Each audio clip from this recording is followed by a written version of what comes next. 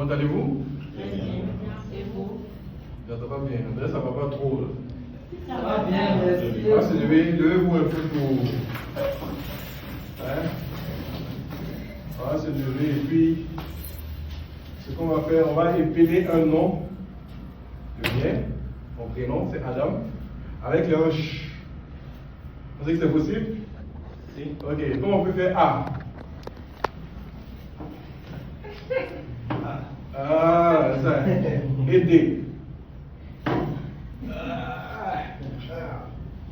A encore. Et puis M maintenant. Sidique, je sens que tu as encore les yeux de rein. Ok, on ça. Merci à tous. Donc vous êtes là, bienvenue à notre séance de formation de ce jour. Je sais que j'ai affaire à des entrepreneurs potentiels pour certains, en activité pour d'autres.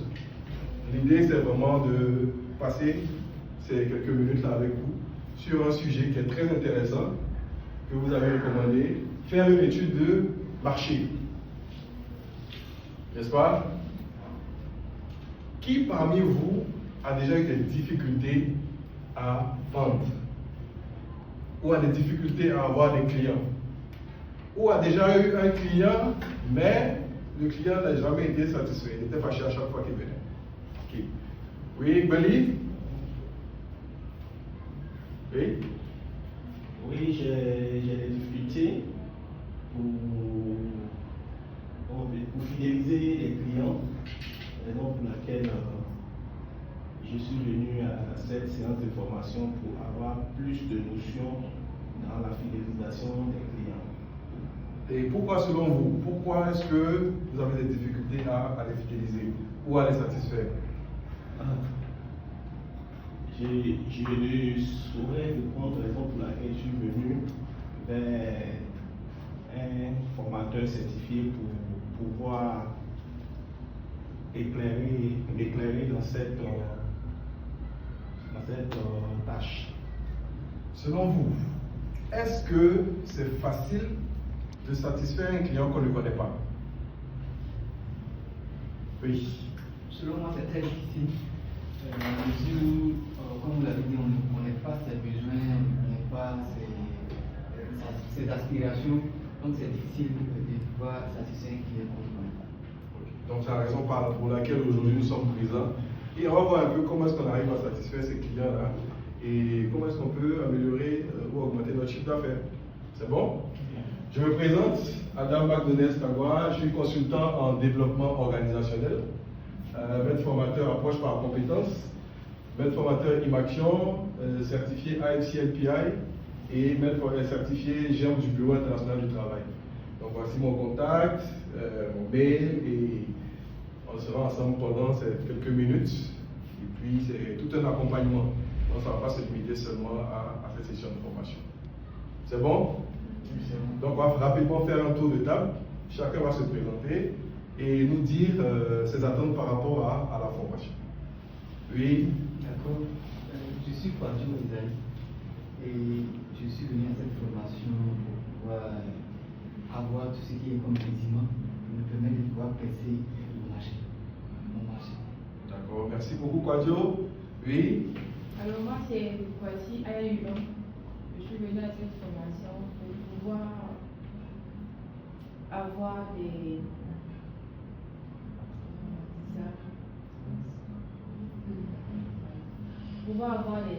habitudes nécessaires pour pouvoir gérer un client. Pouvoir gérer un client. Très bien.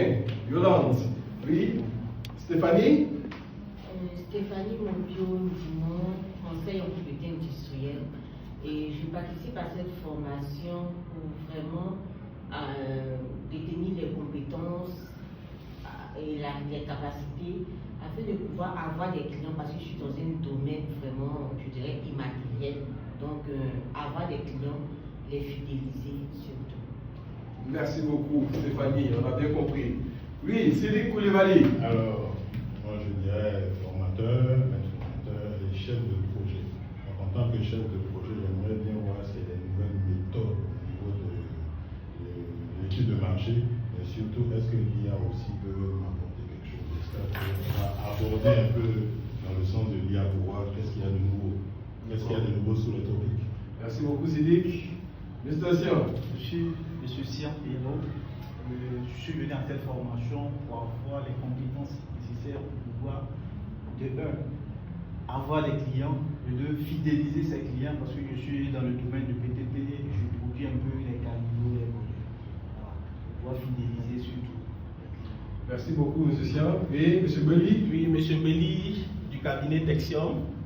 Je suis venu à cette formation de 1 pour avoir un éventail des clients, les fidéliser et surtout associer l'IA à nos activités. Merci beaucoup, M. Belli. Donc, merci d'avoir partagé déjà vos attentes par rapport à la formation. On verra tout à l'heure si ça rentre dans le cadre de ce qu'on va voir aujourd'hui.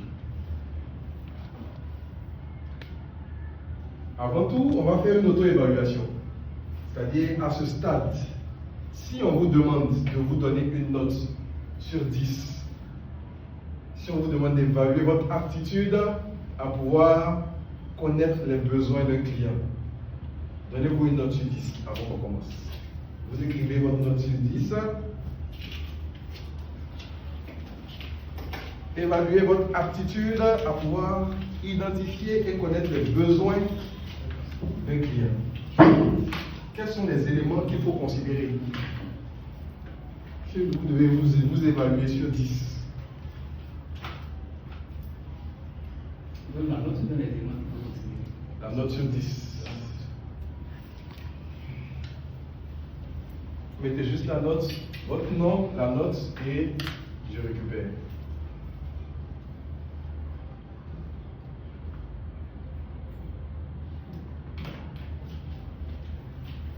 D'accord. Ok, M. Quadio, M. Belli, c'est donné 4. Yolande 7. M. Sian 6. Cédric 8.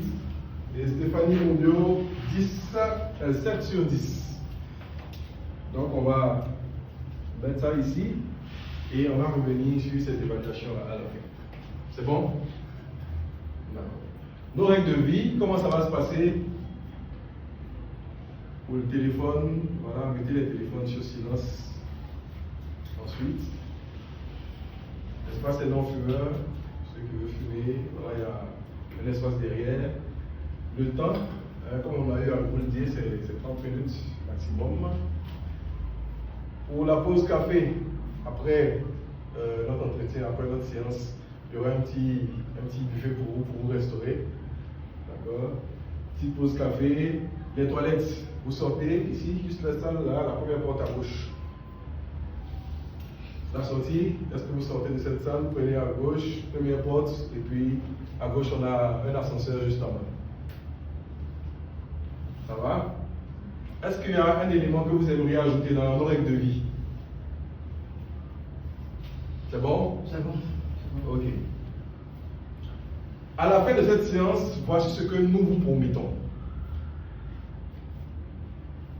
À l'issue de cette séance, les participants seront capables de définir le marketing. Déjà, savoir ce que c'est que le marketing et identifier les éléments qui rentrent en ligne de compte dans l'étude du marché. Donc, vous voyez que c'est la première étape. À la fin, vous ne serez pas capable d'utiliser l'intelligence artificielle, mais au moins vous aurez la définition, vous pouvez définir le marketing. Et lorsque vous allez maintenant élaborer une étude du marché, il y a des éléments avant que vous ne considériez pas. Maintenant, vous allez les considérer. C'est bon? Pour pouvoir atteindre cet objectif, comment ça va se passer? D'abord, on va voir la définition. Ensuite, on va voir l'étude du marché et ses différentes étapes. Quel intérêt pour nous, selon vous, si vous arrivez à identifier tous les besoins du client? Ça peut nous apporter quoi? Mais surtout pas peur de poser des questions et d'interagir. Est-ce que nous on veut? Oui, M. Belli. Si nous arrivons à véritablement trouver les besoins du client, on peut lui proposer des solutions adaptées à son besoin. Très bien, on lui fait un clap. Donc si on a des solutions adaptées aux clients, qu'est-ce qui va se passer? Oui, naturellement, les produits qu'on va mettre sur le terrain, sur le marché, seront vendus parce que ça va servir, ça va répondre à un besoin qui est identifié. Très bien. Si on répond à un besoin, qu'est-ce qui se passe? On vend. Oui. Le client est satisfait. Le client est satisfait, donc Il peut être un ambassadeur de la marque. être un ambassadeur de la marque. Et s'il est satisfait déjà, à quel niveau on sens encore? Oui. On le fidélise. On le fidélise. Et une fois qu'il est fidélisé, ça nous fait quoi?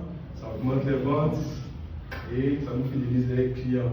Donc l'intérêt pour nous, c'est d'abord pouvoir identifier les besoins réels des clients, les satisfaire, augmenter les ventes, fidéliser les clients. La personne la plus importante dans l'entreprise, c'est qui?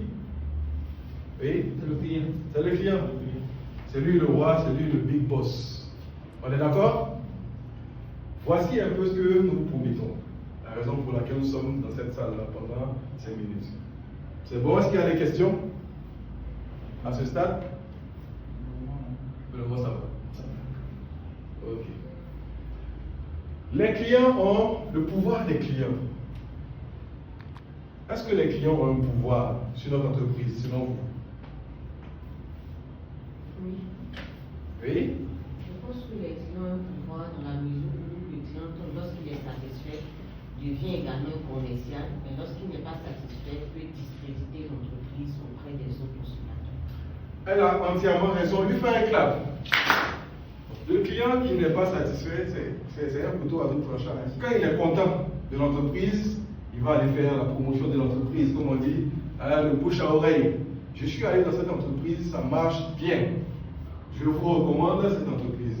Mais de la même manière, s'il n'est pas content, qu'est-ce qui se passe? Voilà. Ça fait de la mauvaise pub et vous allez perdre des clients, vous allez perdre en crédibilité. Ce n'est pas intéressant pour votre entreprise. Du coup, ce qui va nous faire fidéliser les clients, c'est ce qu'on appelle le marketing. C'est quoi le marketing selon vous? Quand on dit marketing, ça veut dire quoi? Qui veut essayer? Oui. Le marketing, c'est l'ensemble des techniques et des stratégies qu'on met en place d'abord pour identifier le besoin de nos clients, le satisfaire le client et puis le fidéliser. On fait quoi? On va applaudir pour lui. On fait un clap? Voilà. Donc, effectivement, ce qu'il dit est entièrement vrai. C'est tout ce qu'on fait dans l'entreprise dans le but de d'abord identifier les clients. Mais il n'y a pas que les clients à identifier. On doit identifier qui encore? Est-ce qu'on est seul à faire cette activité-là? Oui. Les concurrents. Très bien. On lui fait un clap. Donc, on va identifier les clients, identifier les concurrents et oui, Les fournisseurs aussi. le fournisseur. Très bien. On identifie les clients, on identifie les concurrents, on identifie le besoin des clients et on voit l'aptitude des concurrents à pouvoir satisfaire les clients. Et puis nous maintenant on apporte la solution, la plus-value. C'est comme ça on dit, n'est-ce pas? Du coup,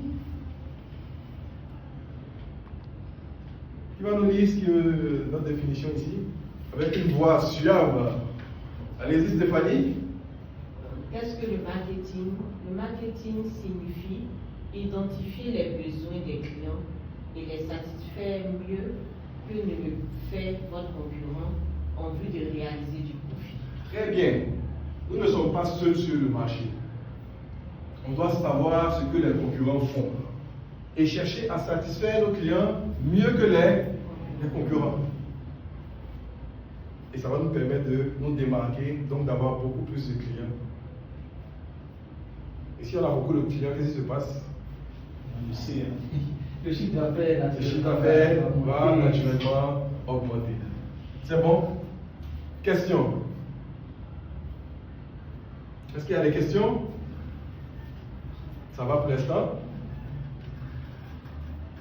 D'accord. Du coup, Notre entreprise doit chercher à avoir un bon positionnement. C'est quoi avoir un bon positionnement? Oui? Moi, je pense à la visibilité. À la visibilité. Avoir une bonne situation géographique alors? Non, pas une situation géographique, mais être plus connu en fait des clients. Comme on prend une image, si je veux une glace, je sais que dans tel endroit, on fait de bonnes glaces. Très bien. Donc, je m'y range. Donc, le positionnement, c'est quoi? L'image que les clients ont de notre entreprise. Aujourd'hui, quand on dit téléphonie mobile, je sais à quelle entreprise chacun de vous pense ici. D'abord, avant de commencer à penser aux autres entreprises. Et c'est ça le positionnement. Graver notre image dans la tête des clients. De sorte qu'à chaque fois qu'ils pensent à un produit, à chaque fois qu'ils ont un besoin, automatiquement on pense à votre entreprise. Et pour ce faire, c'est en 3 étapes. On positionne le produit, on identifie, on exécute le marketing plan et à la fin, les clients sont satisfaits. Allez-y, question. En fait, je voulais revenir un peu sur le positionnement. Oui.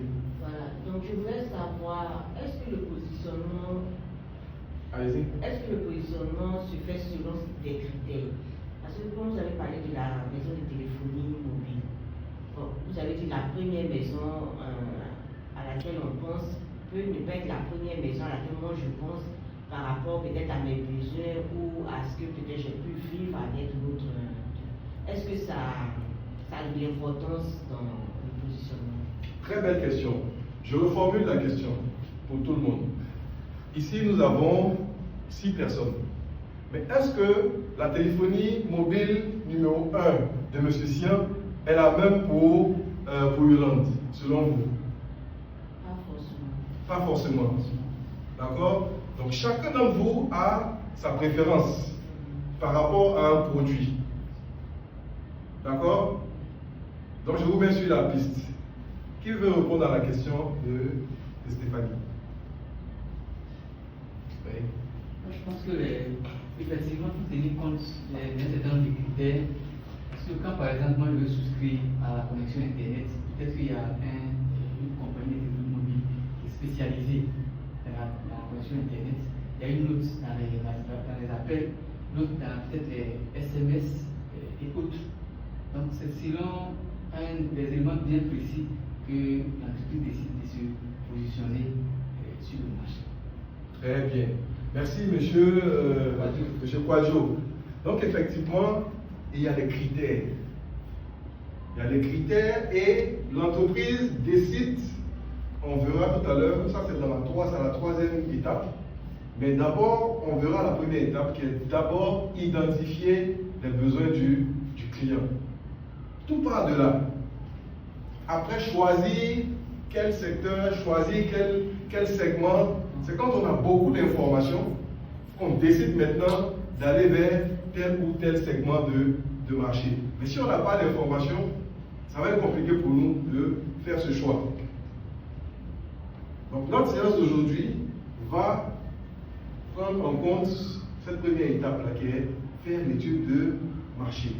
Connaître les besoins des clients, connaître leurs particularités. Ça, c'est d'abord la première étape. Et quand on va finir cette étape, on aura le maximum d'informations sur le marché. On va maintenant segmenter ce marché-là en fonction de leurs préférences pour nos produits ou pour nos services.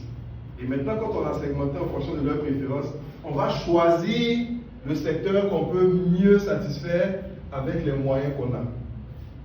Avec les ressources humaines qu'on a, avec les ressources financières qu'on a. Donc c'est étape par étape. Pour l'instant, aujourd'hui, on va se limiter à connaître le marché, connaître les différents besoins des clients. C'est bon, Stéphanie? Okay. Donc ici, ça fait rapidement la transition avec ces éléments-là. Le positionnement fait appel à l'image qu'on aimerait que les clients aient de notre entreprise. Et pour dire qu'on a un bon positionnement, il y a 3 critères à prendre en compte. Est-ce qu'on arrive à répondre à un besoin auquel les clients donnent une grande valeur? est-ce qu'on est assuré de pouvoir honorer nos promesses? Je dis, bon, moi je suis le leader, je dis n'importe quoi, en parfum. Un parfum de grande classe et tout, le parfum cher. Mais je n'ai que 2 parfums en stock.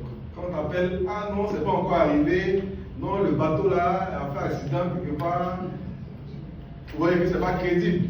Donc demain, si les gens recherchent parfum, est-ce qu'ils vont penser à toi? Lui, il a dit, ils vont bon parfum, mais quand on l'appelle, c'est toujours en rupture de stock. Et le 3e point, il faut pouvoir distinguer vos produits de ceux des concurrents. Si on arrive à le faire, on dit on a eu un bon positionnement. C'est bon? Ok. Donc, comme je le disais tantôt, première étape, il faut connaître les clients. Ensuite, il faut segmenter le marché en fonction des préférences des clients pour nos produits. Parce que tout le monde n'aime pas nos produits de la même manière. Et ensuite, on va identifier maintenant la position qui nous sied, le marché, le segment où on peut mieux satisfaire. Donc pour l'instant, on va se limiter à la première étape. On va faire une activité. Et cette activité a pour objectif de collecter le maximum d'informations pour une étude de marché. Réfléchissez en groupe. Vous êtes en 2 groupes de 3, d'accord? Et identifiez les éléments à considérer lors d'une étude de marché. Le cas d'un dépôt, d'un salon de coiffure. Vous avez un salon de coiffure que vous voulez créer, quand vous avez l'idée. On vous dit de faire une étude de marché. Quels sont les éléments que vous devez collecter comme information? Vous devez avoir quoi comme information pour pouvoir créer l'activité et pouvoir mettre l'activité sur pied de sorte à ce que ça marche? Ça va? C'est bon? Ok. Donc vous avez 5 minutes, vous allez identifier un porte-parole qui va faire la restitution tout à l'heure. Vous écrivez chaque élément sur un post-it que vous identifiez. C'est pour ce premier groupe A et pour le groupe B. C'est bon? Il n'y a plus de questions, vous avez bien compris les instructions? C'est bon? Ok, donc c'est parti.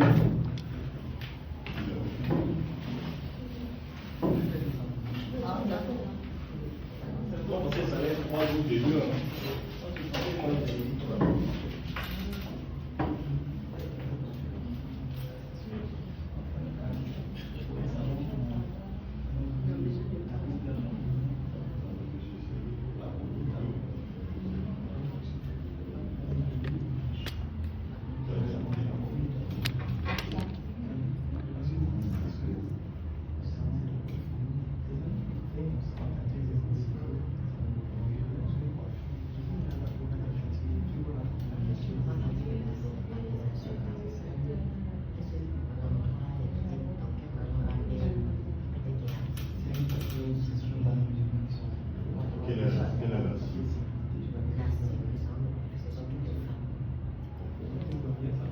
Déjà, c'est que vous puissiez avoir le maximum de clients. Donc, vous devez proposer un service. Donc, quels sont les éléments que vous devez regarder pour pouvoir proposer ce service-là et puis être sûr que vous allez avoir tous les clients? Ça va? Donc, vous êtes une entreprise. Donc, vous devez proposer des services puis satisfaire les clients. C'est ça. Donc, qu'est-ce que vous devez considérer? Parce que vous soyez sûr que quand vous allez proposer vos services, c'est chez vous que les clients vont venir. Qu'est-ce que vous devez regarder sur le marché? Quelle information vous devez collecter? Sur le marché, c'est déjà Allez-y.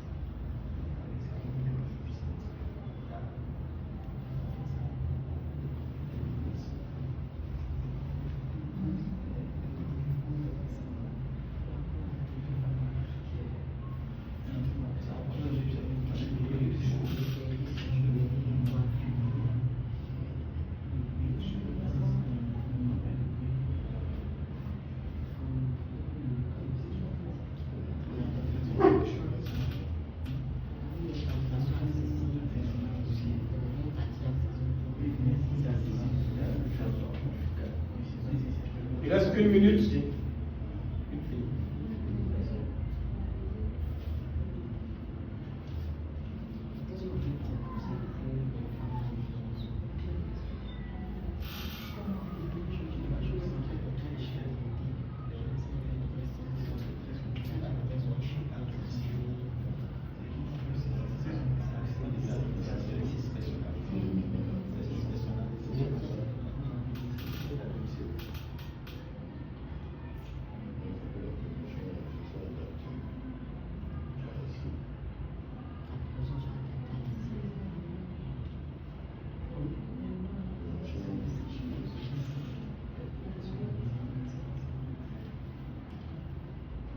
Une minute. C'est bon? Ok, top, c'est fini. Les porte-paroles sont prêts? Qui sont les porte-paroles? Ici, quel est le porte-parole? Ok. On va donner la parole à Stéphanie, à ma droite. Donc pour le groupe A, porte-parole, oui, nous vous écoutons pour la restitution. Nous avons proposé concernant le marché d'abord de voir la localisation. Est-ce que nous avons de coiffure dans quel quartier ou sur quelle place est sera plus accessible à la clientèle? Parce que si on fait un salon de coiffure enclavé, c'est pas sûr que les clients veulent bien y aller. Ensuite, on a parlé des habitudes, c'est de voir un peu les habitudes. Une fois le lieu est déterminé, c'est de voir un peu les habitudes des femmes, on a dit de se concentrer sur un salon de femmes, de voir les habitudes des femmes dans ce secteur-là. Voilà. Et de aussi proposer des services, c'est-à-dire un salon de coiffure vraiment qui fait un peu le tour, la coiffure, l'onglerie, les spas, et puis proposer des prix vraiment accessibles à tous les portefeuilles. Ensuite, on a décidé de proposer, de faire une promotion de la publicité. Voilà, par exemple, proposant des cartes de fidélité, c'est-à-dire après peut-être 4 ou 5 passages, offrir un service gratuit, comme peut-être un shampoing gratuit ou une pause vernis gratuite pour différents clients. C'est bon? Qu'est-ce que vous pensez de ce qu'ils ont proposé? Le groupe B. Oui? Non, on pense que c'est bon, ils ont quand même recherché les éléments qui vont vraiment démarquer les futurs salons de coiffure. Ok. Merci.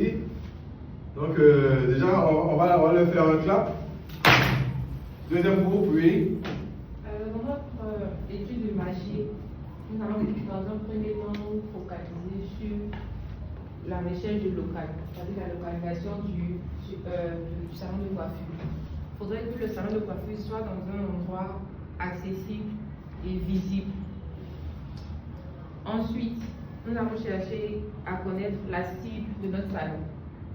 D'accord? Et notre cible, ce sera principalement les hommes et les femmes, donc accessible à tout le monde. Et nous allons chercher à connaître nos concurrents dans la zone.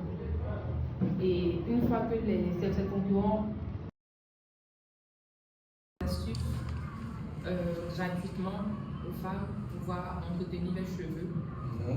Et nous allons proposer des services personnalisés, des services à domicile. On va les applaudir. Voilà. Donc, merci pour votre intervention.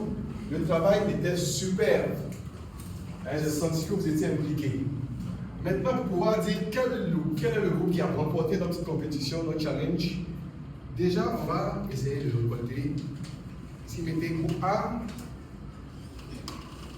et le groupe B.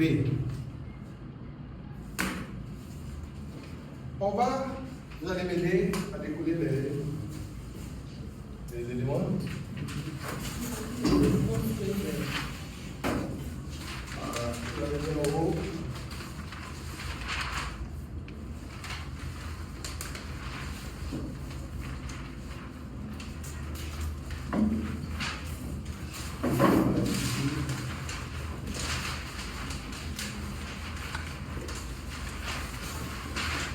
Ok.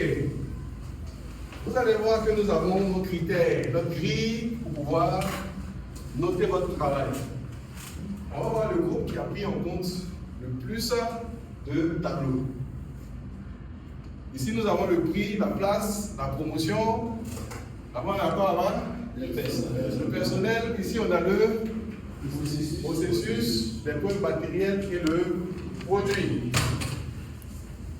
Quand on dit la place, ça c'est le groupe A. La localisation, le quartier, l'accessibilité. Donc, place déjà, groupe A, ça vous fait 1 point. Ok? Vous faites 1. Ensuite, les habitudes des clients, des femmes. C'est quelle habitude des clients? C'est-à-dire quoi? Sur quoi? C'est pas précis. D'accord? Oui? C'est leur préférence. En termes de quoi? On ne peut pas mettre ça quelque part. Non, ça ne peut pas. Ça ne donne pas le point pour l'instant.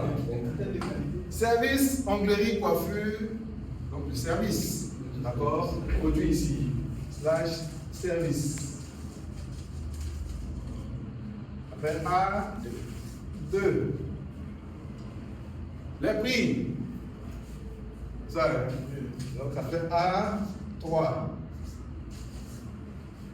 Ensuite, proposer des cadres de fidélité. Sinon, vous savez où on met ça? Très bien. Donc ça nous fait A, 4. Ensuite, et la publicité, ça va être OK. Donc c'est le même point. Du coup, ça fait combien de points pour le groupe A? 4 points. On va voir le groupe B avec combien de points? La localisation, c'est où? Donc B, 1. Le marqueur rouge. OK. Donc ça nous fait B1. On a la cible, homme-femme. Il n'y a pas de point à ce niveau. La concurrence, leur force, leur faiblesse. C'est où? Ça ne prend pas de point. Donc, on reviendra sur les conclusions. À combien ils font les prestations proposées un prix plus bas? Donc, on a le prix. Ça nous fait quoi? B2. Vendre des produits d'entretien. Ici, B3. Donner des astuces gratuites pour la pousse des cheveux. Toujours le. Oui. Proposer des services personnalisés à domicile. On est toujours dans la place. Service à domicile. On rapproche les produits et services des clients. Toujours dans la place. Du coup, le résultat est lequel? Le groupe A vient de remporter notre petite compétition. On s'applaudit. À l'issue de notre activité, qu'est-ce que vous pouvez tirer comme leçon? Lorsqu'on fait une étude de marché, qu'est-ce qu'il faut faire? Ne rien laisser passer. Oui. En fait, à l'issue, moi je dirais à l'issue de cette étude de cas-là précis, il y a des éléments ou bien des critères qu'on pensait importants mais qui ne le sont pas en fait dans la détermination même de l'installation du salon de coiffure. Par exemple, la concurrence, donc, j'ai trouvé que c'était un bon point de savoir si dans la zone il y avait des concurrents. Mais ça ne rentrait pas en bout du compte dans, je dirais, les différents critères que vous avez énoncés. Est-ce que c'est parce que ce n'est pas important? Non, pas que ce n'est pas important, mais peut-être que ce n'est pas déterminant pour l'étude de marché. D'accord. Oui, on reste sur le groupe pour l'instant. Ça n'a pas été spécifique. Parce que quand il est concurrent, ça peut être le prix qui n'est pas bon, ça peut être qu'il ne livre pas à temps, peut-être qu'il reçoit mal les clients. Donc, il faut être précis dans ce qu'on dit. Très bien. Donc, c'est pertinent. Il faut savoir ce que les concurrents font. Mais, si on veut avoir des réponses précises, il faut que les questions aussi soient précises. Et dans une étude de marché, La qualité de l'étude de marché va dépendre de la qualité de la précision des questions qu'on va poser. Parce que sur les 7 points ici, on peut parler des concurrents. Ça va? Donc ce que je recherchais déjà, c'est que vous puissiez aborder les différents points et être beaucoup plus précis au niveau des questions. Oui, vous, qu'est-ce que vous avez identifié? Quelle leçon on peut tirer en plus de ce que vous avez dit ici? En plus, ce qui vient d'être dit, je pense que une étude de marché, il faut s'appuyer sur des éléments qui dépendent de nous, des éléments, des facteurs qui dépendent de nous, plutôt que s'appuyer sur des éléments qui dépendent des autres. Parce que si nous on a fait une bonne étude de marché, qu'on a lancé un bon produit qui répond vraiment aux besoins des clients, c'est sûr que même si la concurrence est là, on va passer le marché, on va faire un bon chiffre. Qu'est-ce que vous pensez de ce qu'il vient de dire? Est-ce que vous êtes entièrement d'accord avec? Si que bien monsieur. Il dit, peu importe qui ait des concurrents, ce n'est pas ça qui est important. Tant que vous avez de bons produits qui répondent aux besoins des clients, c'est ça qui est le plus important. Moi, je pense que ce n'est pas très évident. Ok. Dans la mesure où il faut vraiment faire une veille, en fait. Je veux dire qu'il faut regarder son concurrent parce que le client, en griffe est versatile. Il peut aller chez le concurrent, même s'il n'a pas de bons produits, mais peut-être parce que les prix sont bas. Quand vous avez les bons produits, mais peut-être comme le coût est élevé, vous n'attirez pas assez de clients. Donc, je pense que... Très bien, Stéphanie. Oui, rapidement, c'est dit. Je peux avoir un bon produit, d'accord, mais peut-être que l'accueil qu'on me fait, c'est ça, ou les propositions au niveau de la promotion, ou l'accueil, ou bien le fait que, par exemple, j'ai vu le processus, c'est le processus, si chez lui, j'attends pas trop, je préfère aller là-bas, même si le produit est moins bon. Il y a deux facteurs qui rentrent en ligne. Donc, effectivement, vous avez raison. Déjà, étude du marché, c'est étude des acteurs du marché. Et les acteurs du marché, on a qui? Le client, le fournisseur, la concurrence, les concurrents. Donc, on ne peut pas faire une étude de marché sans regarder ces acteurs-là, ce n'est pas possible.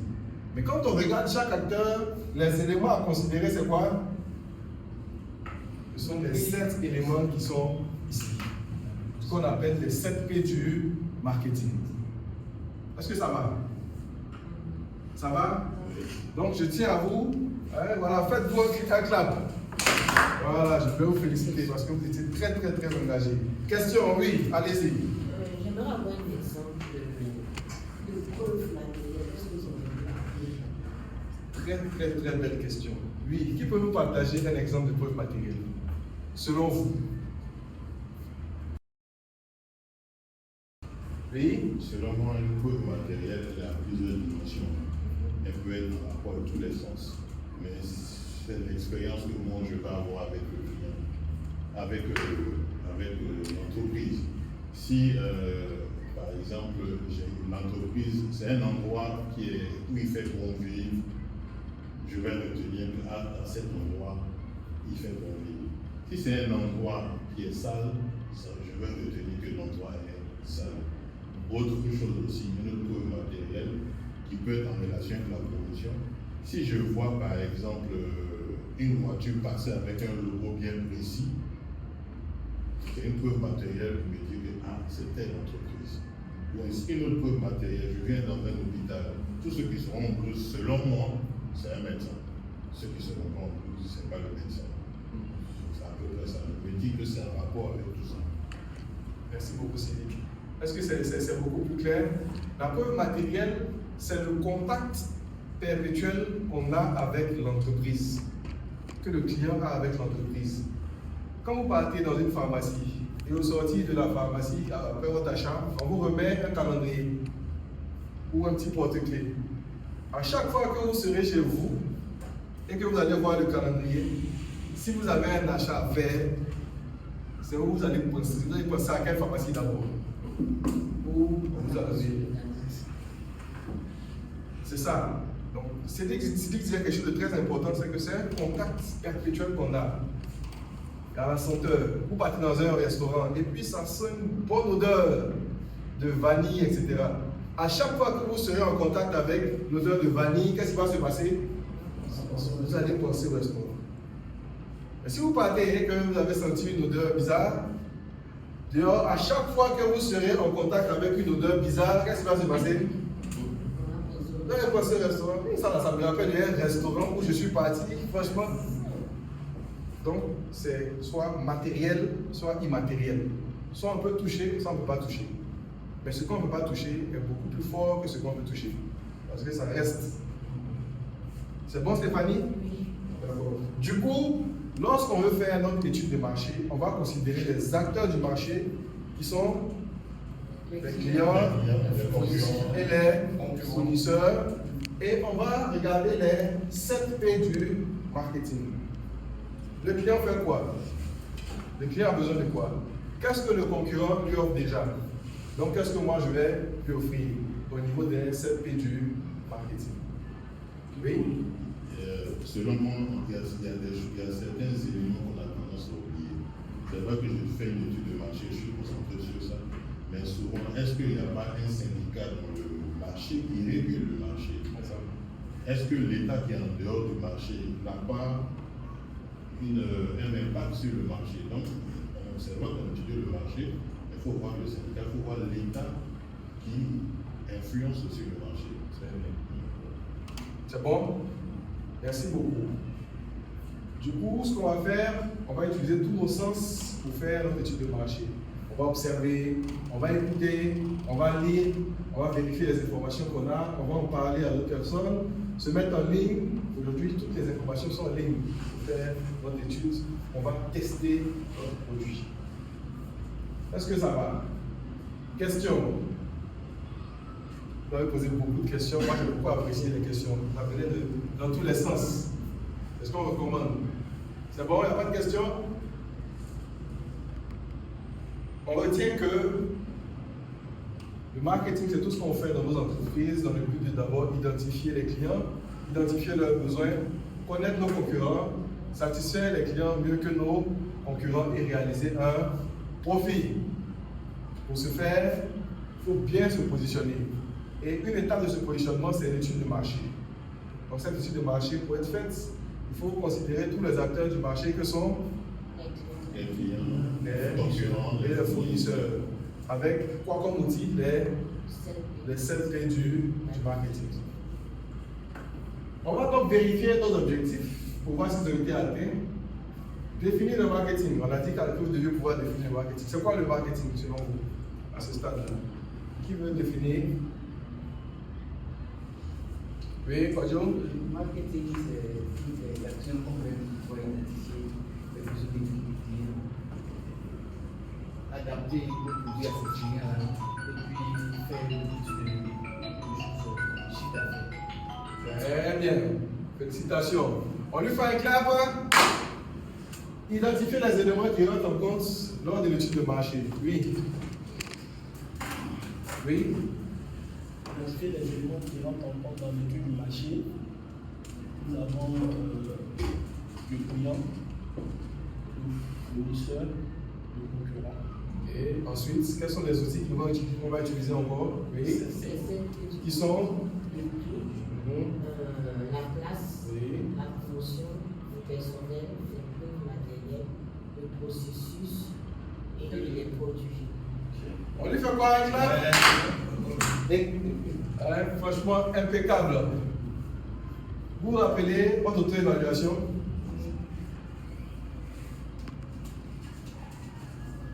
Donc, on vous redonne nos feuilles rapidement. Voici Yolande avait mis 7. Est-ce qu'elle pense qu'elle est au même stade après cette séance? Sidik a aimé 8. Est-ce qu'on pense qu'on a évolué d'un ou de 2 ou de 3? Tiens, Quadio, Non, c'est lui. et Beli et Quadio.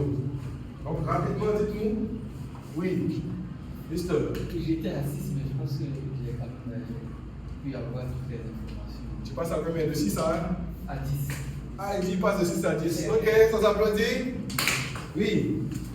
Moi, de 7, je pense que je passe à De 7 à 9. Ah, c'est considérable. Beli. De 4, je passe à 8. De 4 à 8. Ok. Tiens. De 6, je passe De 6 à 9. Ah, là, c'est un bon. Cédric? De 8, je pense. De 8 à 9. Et Stéphanie?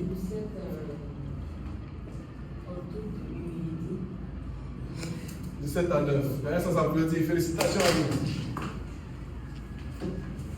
Donc, le FIT, comment vous avez trouvé notre séance d'aujourd'hui?